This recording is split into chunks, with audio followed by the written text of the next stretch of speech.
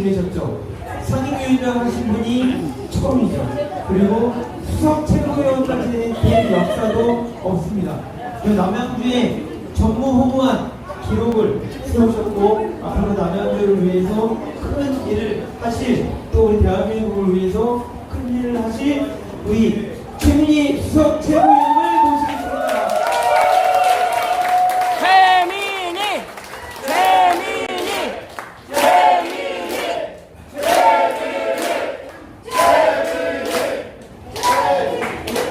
여러분 너무 고맙습니다. 제가 사실 지도부 정당대회가 이런 건지 몰랐습니다. 이렇게 단단히 싸우고 이런 거 정말 몰랐어요. 그리고 저는 민주주의란 후보가 여러 명이 있어야 되고 어느 경선이고, 그리고 한쪽에 의원들이 줄 서면 한 명이라도 다른 쪽에 지지를 해야 된다는 게 제 소신이에요. 그래서 정청래 후보를 서울에 돕기 시작할 때는 왜 아무도 주변에 없지? 그냥 뭐 그러면 김민석 후보님은 많이 의원들이 도우니까 약간 안 됐기도 하고, 그래서 뭐 둘 다 괜찮으니까 나는 정청래 후보를 도와야지, 이런 정말 진짜 소박한 생각으로 시작을 했습니다. 그래서 이 전당대회 전 과정이 저에게는 또 새로운 세상을 만나서 또 새로운 학습을 하는 그런 과정이었습니다. 그리고 제 인생에 이렇게 욕을 먹을 수가 있을까?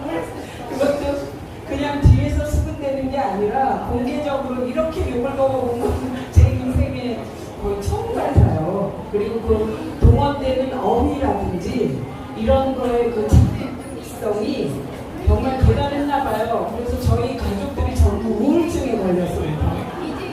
저만 바빠서 그걸 챙겨보지 못해서 저만 생생해요 지금. 그래서 제가 매우 우려하게 된 것이, 문재인 대통령님을 뵀을 때 대통령님이 두 가지 얘기를 하셨는데, 한 가지는 기후위기 대응 안 하면 진짜 큰일 난다. 그리고 신재생 에너지를 대통령님께서 쭉 쌓아왔는데 윤석열이 너무 그걸 후퇴시켜서 진짜 큰일이다. 그래서 이거 준비하라는 말씀.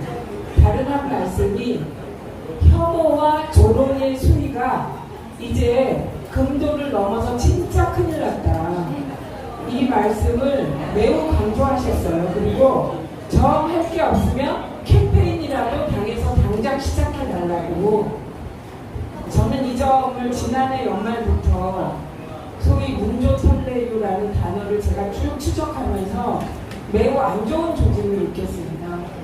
그래서 이게 지금 민주당이 해결해야 될 가장 선결 과제입니다.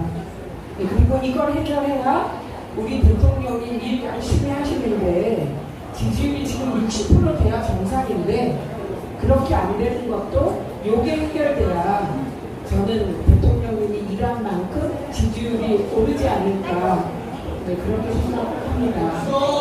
그래서 여러분 같이 해결해 나갔으면 좋겠습니다. 그리고 이제 새 지도부가 들어섰습니다. 그리고 새 지도부가 일을 잘할 수 있도록 도와줘야 됩니다.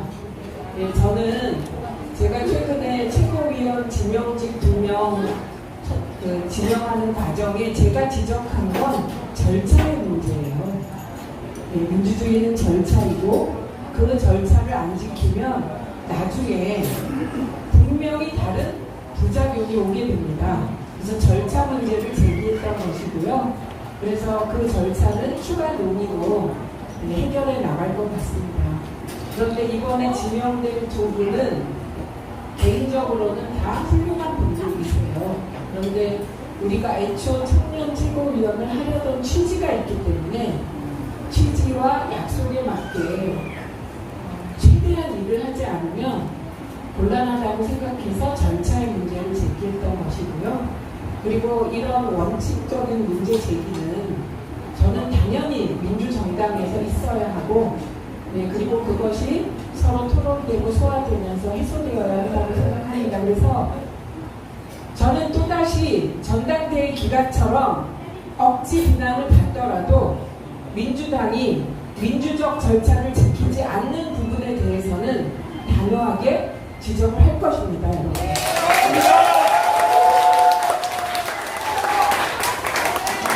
그러나 그것이 이를 그르칠 정도로 과하지 않게 그렇게 제가 눈치껏 지혜롭게 하겠습니다. 그리고 그 이해찬 대표님의 빈자리가 이렇게 클지는 정말 몰랐습니다. 대통령 내부를 만드시고도 한 번도 공을 내세우지 않았던 이해찬 대표님이 얼마나 크게 당을 올바로 나가게 하고 그랬는지를 느꼈고요. 이제 이해찬 대표님 혼자서 하던 일을 여러 명이 밖에서 안에서 나누어서 저희가 이해찬 정신을 기초로 당을 지키겠습니다. 그리고 제가 이번 전대 과정에서 사실은 총선 승리를 위하여 그 코어 결집 노선이 맞나 아니면 중도 확장 우선론이 맞냐는 토론하고 싶었습니다. 근데 그걸 못해서 매우 아쉬웠고요. 앞으로 최대한 해보려고 합니다. 그리고 그 공정성이 이번 전대 과정에서 공정성이 훼손된 부분이 있는데 이 부분 또한 공정하지 못하면 안 되잖아요, 민주당이. 그래서 이 부분도 저희가 어쨌든 최대한 이게 다 절차적 민주주의, 당내 민주주의 구현인데 그것도 해보도록 하겠습니다. 이 또한 이해찬 대표님이 계셨으면 후보 등록 30일 전에 다 끝냈을 일을 안 해놔서 생긴 거거든요. 그래서 꼼꼼하게 챙겨보려고 합니다. 그리고 1인 1표제에 대하여 여러분이 이번에 이 당 지도부 선거의 결과가 대의원, 전국대의원 한 문구, 권리당원 한 문구, 근데 권리당원은 수도권과 호남 이렇게 나눠졌잖아요, 분명하게. 그리고 여론조사 표정이 3개가 있었는데 그 각각의 표의 의미를 너무나 잘 아시게 됐을 것 같습니다. 네. 그래서 1인 1표는 확고하게 지켜져야 되고 그게 당내 민주주의를 구현하는 저는 원칙적 토대라고 생각합니다. 그리고 일단 여당이잖아요. 네, 그리고 이재명 대통령께서 하시는 일이 이제 내 삶을 바꾸는 민주주의로 바뀌어야 되는데 그건 딴 게 아니고 세수가 100조 내년에 더 들어온다는데 왜 이렇게 골목 상권은 장사가 안 되지? 왜 내 호주머니는 점점 비어가지? 이렇게 하지 않는 것이 민생개혁이거든요. 그래서 이번에 정부에서 온 세제 개편안이 이재명표 민생개혁의 첫걸음입니다.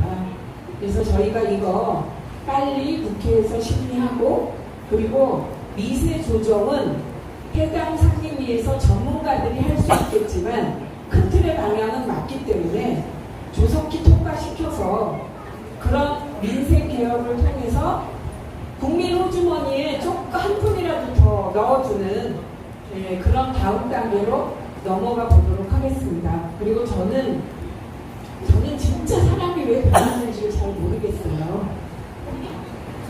그래서 늘 처음처럼 함께 하겠습니다. 그리고 사실 이번 과정이 제게 너무 고통스러웠어요. 몇몇 후보들은 이 과정이 행복하고 에너지를 받는다는데 정말 극아이인 저는 이 과정 하나하나에 충실히 임하기 위하여 여러분이 상상하시기 어려운 내적인 갈등을 극복하는 에너지가 들었습니다.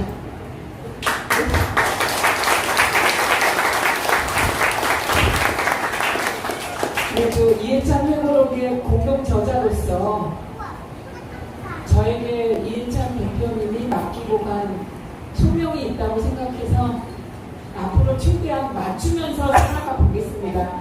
그러나 여러분 일부가 생각하듯이 제가 무슨 꿈이 있고 뭐가 되고 이번에 수석 최고위원이라는 말 제 입에서 한 번도 안 나왔잖아요. 제가 원하지 않은 것이고 그냥 저는 5분 정도 해서 딱 중심을 지키고 정말 잘못 갈 때 제가 역할을 하는 그 정도를 원하는 사람입니다. 이것도 좀 알아주세요.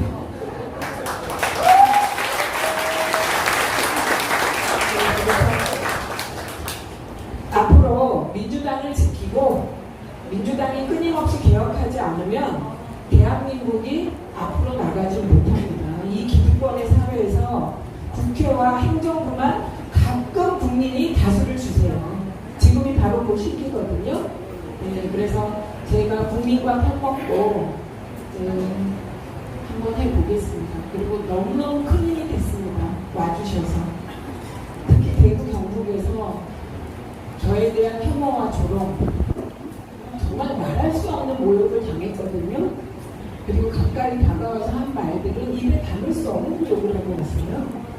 근데 이겨낼 수 있도록 늘 한 자리에서 변함없이 응원을 해주시고, 그래서 사실 그 혐오와 조롱을 듣고 올라가서 또 비난받을 걸 알면서도 나는 할 얘기를 해야 되고 원칙을 얘기해야 되고 이럴 때마다 너무 어깨가 무거웠는데 이렇게 왼쪽을 보면 여러분이 계셨어요. 그래서 정말 큰 힘이 됐고, 제가 그렇게 끝까지 불복하지 않고 할 수 있는 얘기를 따박따박 한 것은